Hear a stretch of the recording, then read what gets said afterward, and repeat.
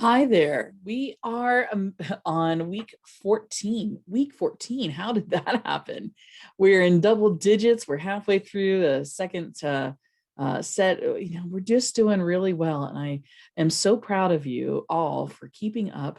And if you didn't start with us from the beginning, I am impressed that you decided to start with us midway because that's a big deal too.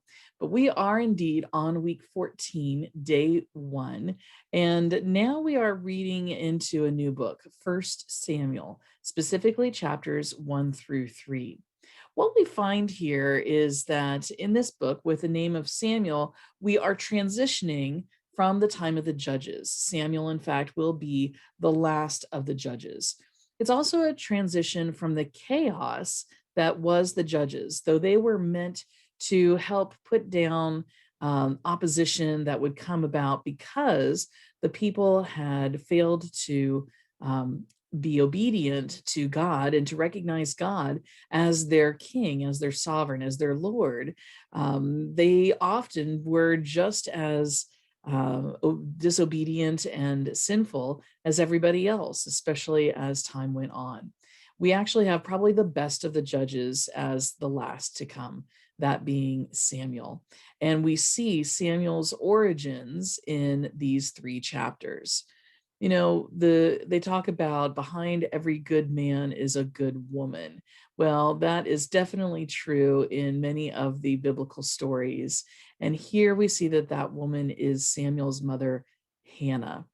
Hannah's story is one that too many people, too many women have experienced, the inability to conceive. We've seen that already in the biblical story when we talk about Jacob and Rachel. And now we see it again with Hannah. She is married, she's the first wife of two to the man that she's married to. And the other wife has children and she longs for a child of her own. And even though her husband loves her and says, "Aren't I enough?" Well, she really does want a child of her own. And when they go up to the tabernacle, she prays fervently to God. This is a prayer, it's a beautiful prayer known as Hannah's prayer. And we actually find a lot of similarity between that and the prayer that Mary prays in the Gospel of Luke, chapter 1, verses 46 through 55, even though the women had very different circumstances.